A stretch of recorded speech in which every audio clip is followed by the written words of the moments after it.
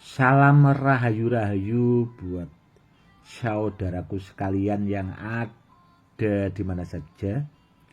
Saudaraku, kali ini saya akan memberikan edukasi tentang jimat kentang kuning Pandawa 5. Dan kebetulan saudaraku, ini tadi sore itu barangnya sudah termarkan ke saudara kita yang ada di Madura, saudaraku. Berhubung besok pagi mau saya kirim, ini akan saya buatkan edukasinya, saudaraku, tentang jimat kentang kuning Pandawa 5. Itu kalau ditanya eranya itu era kerajaan Demak, saudaraku. Itu era Wali Songo. Dan kentang kuning Pandawa 5 yang seperti ini itu saya punya cuma satu ini, saudaraku. Ini barang simpanan lama juga sih sebenarnya. Dan kalau ditanya soal tuahnya itu buat media sarana keselamatan. Intinya itu kan ya, kalau menurut saya orang itu kan lebih baik selamatkan seperti itu. Yang jelas bagus, saudaraku, multifungsi. Dan ini juga, saudaraku, bisa kita lihat. Ini ada simbol gambar Ponokawan, saudaraku. Dan di baliknya itu ada simbolnya Pandawa 5. Yang jelas barangnya super langka dan bagus sekali, saudaraku. Bagus sekali. Dan benda-benda seperti ini, saudaraku, ya, jimat kentang kuning itu kalau di daerah Pati, Jawa Tengah, itu kalau orang-orang dahulu, saudaraku, itu sangat melegenda dan banyak juga diburu sesepuh-sesepuh, saudaraku. Karena yang jelas kalau ditanya soal tuahnya itu sudah banyak terbukti, saudaraku, tuahnya itu super bagus. Dan ini tadi, saudaraku, ya, kebetulan juga sudah selesai.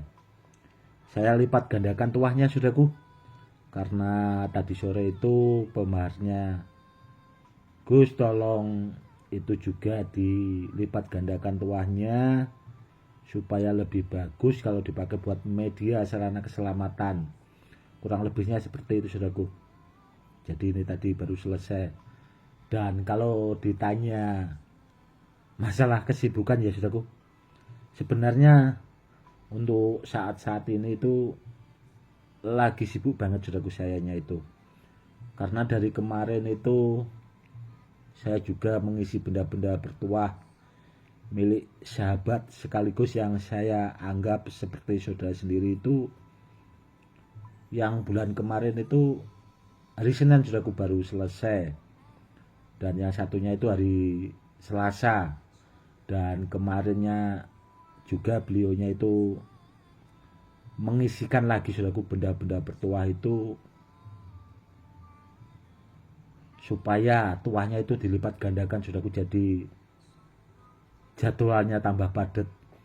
Sebenarnya kalau kemarin, saudaraku, ya, benda-benda bertuah yang beliau suruh mengisi ulang itu bagus sekali, saudaraku. Karena apa? Karena sebelum beliau mempercayakan ke saya untuk melipat gandakan tuahnya itu tadi, itu kemarinnya beliau juga sudah bahasanya itu tirakat atau puasa itu 3 hari, saudaraku, sampai beliaunya itu hampir pingsan.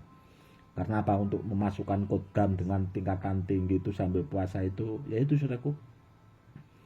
Memang apa ya bahasanya, kalau orang tidak tahu atau tidak paham itu ya dikira gampang, saudaraku. Padahal kalau orang zikir itu sampai berjam-jam juga, kalau orang tidak terbiasa juga ya biasanya jarang juga yang kuat, saudaraku, ya. Karena itu tadi, untuk memasukkan sebuah kodam keilmuan ke benda bertuah itu hanya orang-orang tertentu, saudaraku, yang mampu. Dan kemarin itu beliaunya sampai cerita ke saya itu sampai hampir pingsan. Dan untuk kedepannya juga saya akan usahakan saudaraku, karena bulan-bulan ini juga kan saya sudah mulai puasa lagi, dan nanti akan saya puasai saudaraku, karena yang kemarin itu bendanya banyak sekali saudaraku.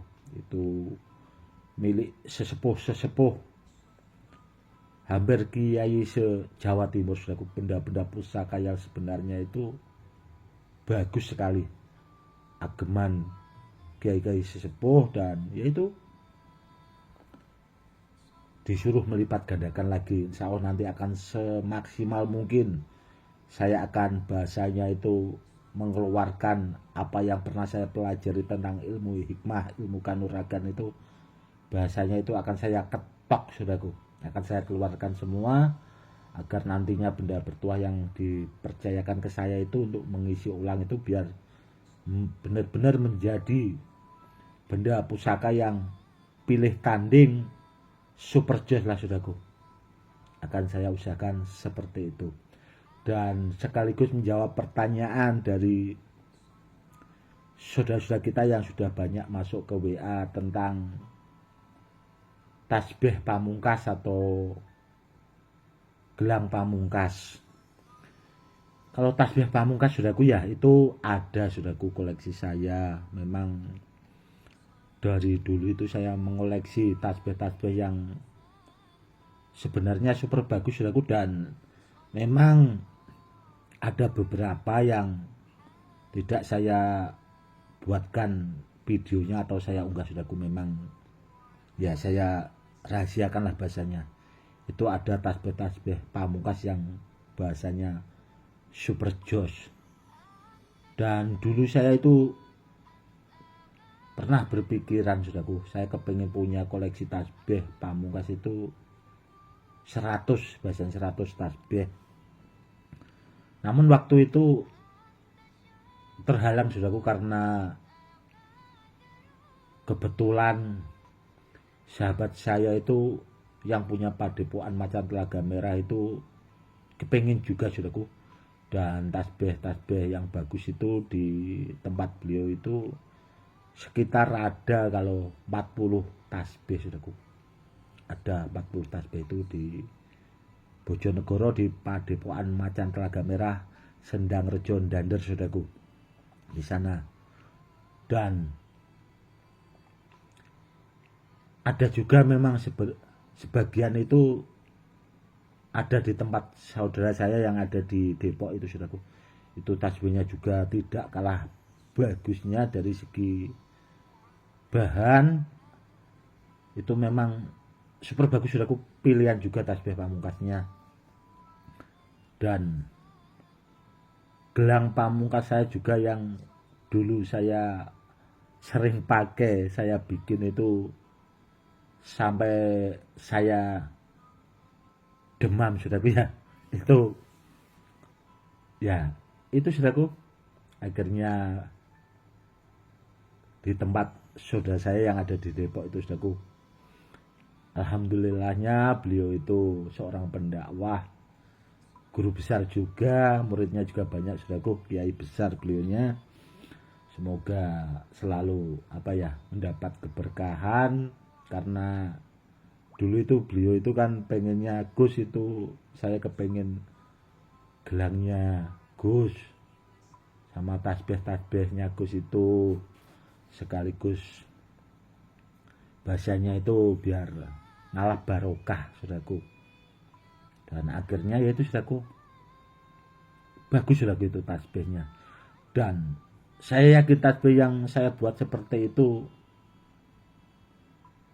tidak ada saudaraku selain saya yang punya. Karena apa? Karena dari bahannya itu sotiran saudaraku, dari bahan sotiran yang benar-benar bagus. Karena yang pertama kali bikin tasbih jenis batu badar di Pati Jawa Tengah itu kan saya saudaraku.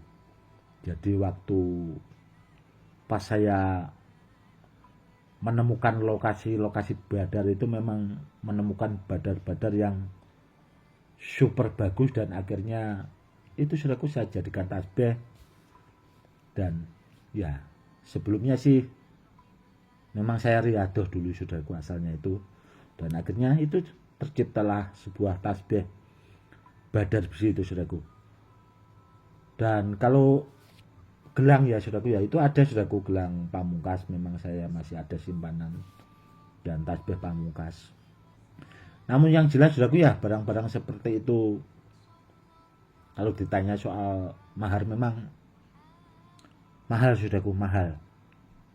Karena apa ya, itu tadi dari kualitas barangnya itu saya prediksi itu tidak ada lagi saudaraku. Namun kalau tasbihnya asal-asalan ya ada saudaraku, banyak. Itu kan ada juga yang sering jualan online lah tasbih-tasbih, bahasanya itu asal batu badar besi itu banyak saudaraku. Namun kalau dengan kualitas yang super bagus, apalagi batu badar besinya itu ada pamor-pamornya, itu ya kalau sekarang saudaraku ya itu gak ada saudaraku, kecuali simpanan. Kurang lebihnya seperti itu. Yang jelas bagus saudaraku. Dan tasbih-tasbih seperti itu biasanya saudaraku itu banyak disukai Sultan Brunei saudaraku. Sultan Brunei itu kalau suka dengan media-media seperti itu tidak dimari pakai uang saudaraku. Kalau seandainya kita dipanggil ke sana itu dikasih cek saudaraku, disuruh itu saudaraku nulis sendiri, silahkan nulis sendiri itu angkanya, itu maharnya seperti itu saudaraku. Makanya kalau tasbih-tasbih pamungkas rata-rata itu dimiliki orang-orang yang memang bahasanya mampu dalam bidang ekonomi ya, memang seperti itu saudaraku. Kan memang dari dulu barang bagus itu rata-rata ya dimiliki orang-orang yang memang mampu.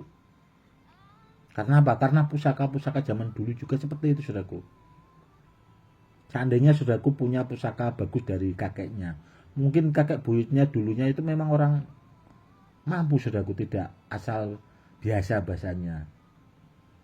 Semoga saudaraku lebih paham. Kurang lebihnya seperti itu saudaraku. Dan buat kedepannya saudaraku ya, nanti kalau pas ada waktu yang pas akan saya buatkan edukasi lagi saudaraku tentang benda-benda bertuah yang mungkin belum saya keluarkan lagi. Yang jelas kalau tentang benda bertuah saudaraku ya, itu minimal kita harus belajar saudaraku.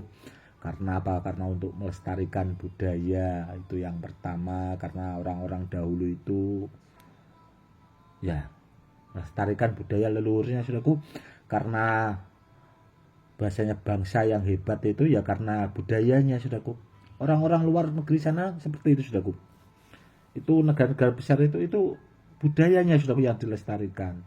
Makanya kita juga harus memahami, banyak-banyaklah belajar tentang sejarah, karena orang-orang dahulu itu seperti itu saudaraku.